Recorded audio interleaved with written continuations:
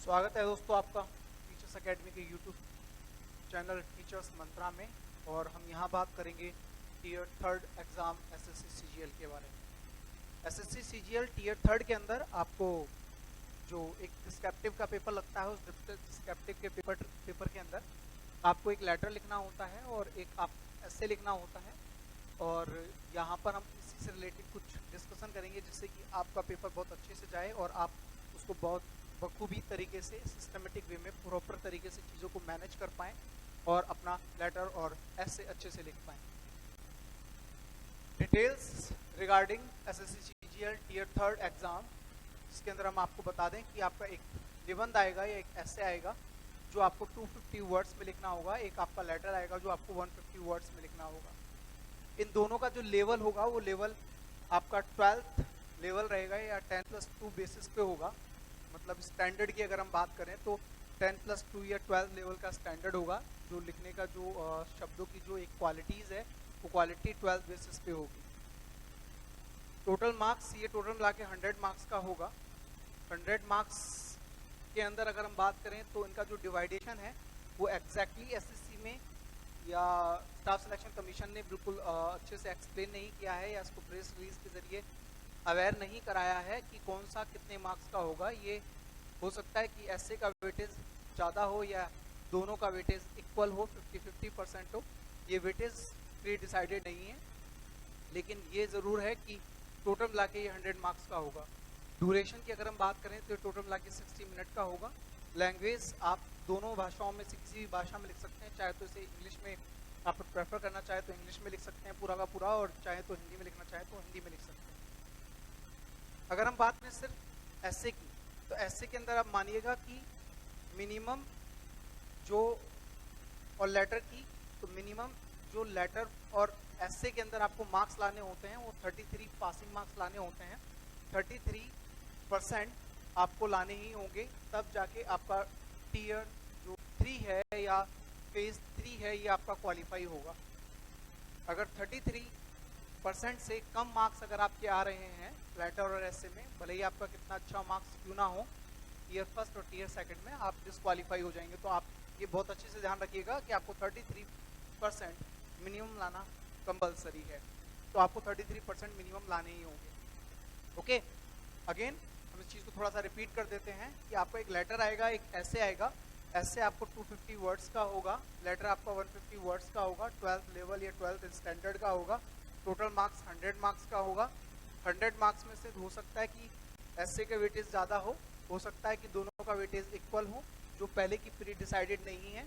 Okay, language आप English Hindi में से कोई सी भाषा में लिख सकते हैं और ये क्वालिफाई आपको करना ही होगा। और यहाँ पे क्वालिफाई करने के लिए आपको 33% या 33 मार्क्स लाना कंपलसरी है, मस्ट है।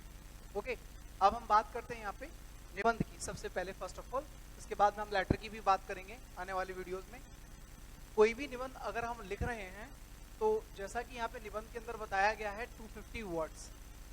250 वर्ड्स के अंदर अगर हम बात करें तो जो आपका एक पर्टिकुलर आपको जो कॉपी मिलेगी उस कॉपी के अंदर ये लेटर पहले से प्री डिसाइडेड होते हैं। पर रॉ के अंदर इस तरीके से एक डिब्बे नुमा या इस तरीके से एक ब्लॉक बने हुए होते हैं। इन ब्लॉक के अंदर आपको वर्ड्स लिखने होते हैं या शब्द लिखने होते हैं। टोटल मिला के ये एक लाइन के अंदर 5 ब्लॉक होंगे। इन 5 ब्लॉक के अंदर ये आपको वर्ड्स या शब्दों को लिखना होगा या रखना होगा। ठीक, तो आप मान के चलिए कि हम 250 वर्ड्स में या 250 शब्द में अगर ये निबंध लिख रहे हैं तो इस निबंध को हम कैसे मैनेज करेंगे, किस तरीके से मैनेज करेंगे। तो right your essay in 5 paragraph.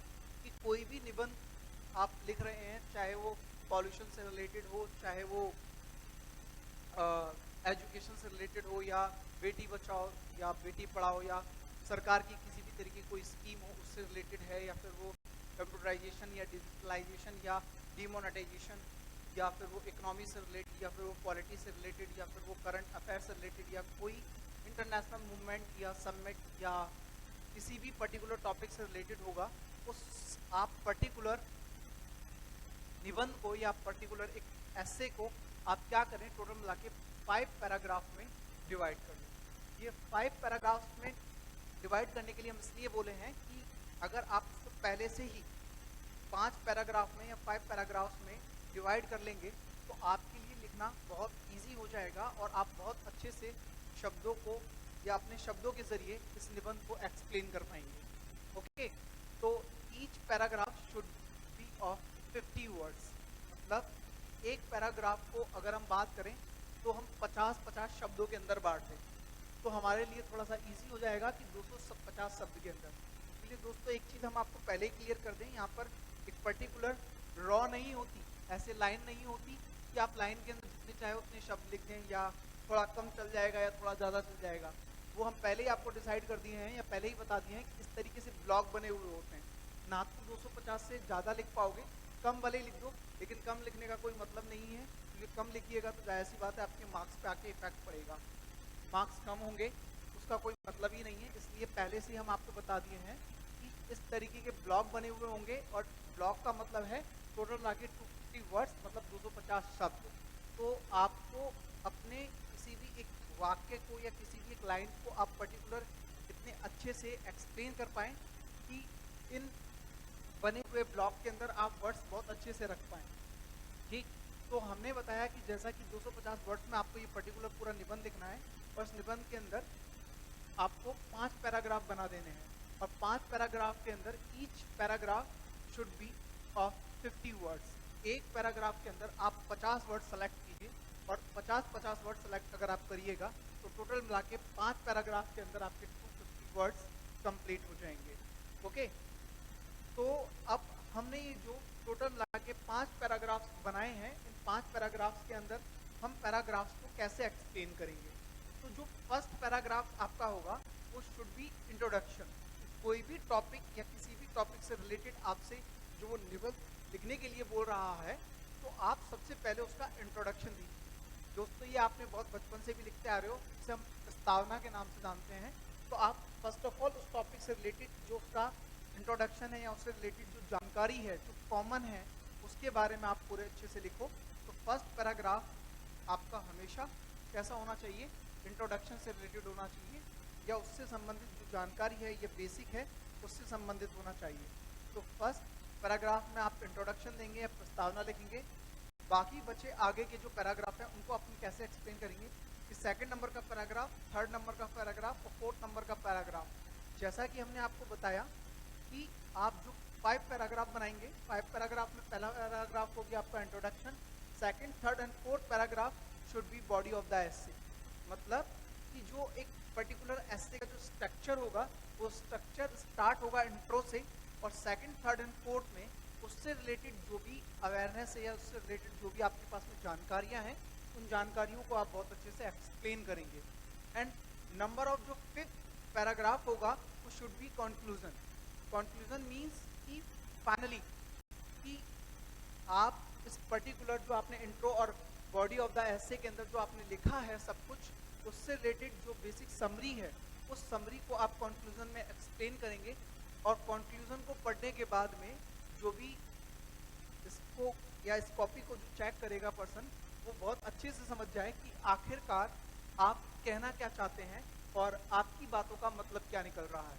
तो conclusion is a very important. Conclusion को आप अब तक के लिखे हुए पूरे ऐसे के बारे में जो एक समरी है वो समरी को आप कंक्लूजन में एक्सप्लेन कर सकते हैं। दोस्तों जब कभी आपसे किसी भी टॉपिक से रिलेटेड ऐसे अगर पूछ रहा है सीजीएल के अंदर तो ऐसे के अंदर आप क्या करेंगे कि आप किसी भी ऐसे को या किसी भी टॉपिक को ऐसे के अंदर जो टॉपिक से रिलेटेड आपसे पूछा जाएगा उस टॉपिक को आप कहीं ना कहीं पहले तो ये देखिए कि वो पूछना क्या चाह रहा है। जैसे कि फॉर एग्जांपल के तौर पे वो गवर्नमेंट की किसी स्कीम के बारे में बात कर रहा है, किसान क्रेडिट कार्ड या बेटी बचाओ बेटी पढ़ाओ, सुब्बा लक्ष्मी, श्री, निर्भया, निर्मला, अंत्योदय, पहल, घर नो घर, लाडली, व्हाट अबाउट एवरी या किसी भी तरीके की कोई भी स्कीम। तो स्कीम से रिलेटेड जो फैक्ट्स हैं या स्कीम से रिलेटेड जो जानकारियां हैं उन जानकारियों को आप क्या करें, पॉइंट्स में डिवाइड कर लें। अगर आप उनको पॉइंट्स में डिवाइड कर लोगे तो आपको एट ए टाइम ज़्यादा सोचने और समझने की ज़रूरत नहीं होगी, आप उन पॉइंट्स के बेसिस पे बहुत अच्छे से चीज़ों को एक्सप्लेन कर पाएंगे। फॉर एग्जाम्पल के तौर पे अभी हाल ही में बहुत ज़्यादा चल रहा है और आपके शायद आप भी लॉकडाउन के अंदर घर ही बैठे हुए होंगे और उसी से रिलेटेड वो जो है वो अपने आप में क्या है, कोरोना वायरस। कोरोना वायरस की अगर हम बात करें, जिसे कोविड-19 के नाम से भी जाना जाता है, एक्चुअल में कोरोना वायरस का नाम कोरोना क्यों है? ये जो कोरोना एक वर्ड है, ये लैटिन भाषा का एक वर्ड है, ठीक। और कोरोना एक क्राउन से निकला हुआ एक वर्ड है। क्राउन का मतलब होता है ताज।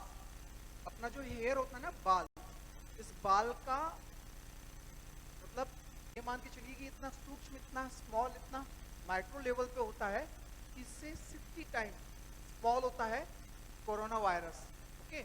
और इसका कुछ स्ट्रक्चर इस तरीके से बना हुआ है कि इसके चारों साइड में क्या लिखने हुए, छोटे छोटे से ये रॉ बने हुए हैं, जैसा कि हमने एक स्ट्रक्चर में आपको बताने की कोशिश की है। तो इस स्ट्रक्चर के बेस पे ही इसे एक क्राउन का नाम दिया गया, और क्राउन का मीनिंग अपने आप में ताज होता है, ठीक। तो और इसी से ही इसका नाम क्या रख दिया गया, कोरोना रख दिया गया। तो एग्जैक्टली अगर हम बात करें तो कोरोना का मीनिंग ताज होता है, और ताज की तरह ये वायरस दिखता है, इसलिए इसका नाम कोरोना है, ठीक है। कोरोना वायरस, जिसे कोविड-19 के नाम से जानते हैं।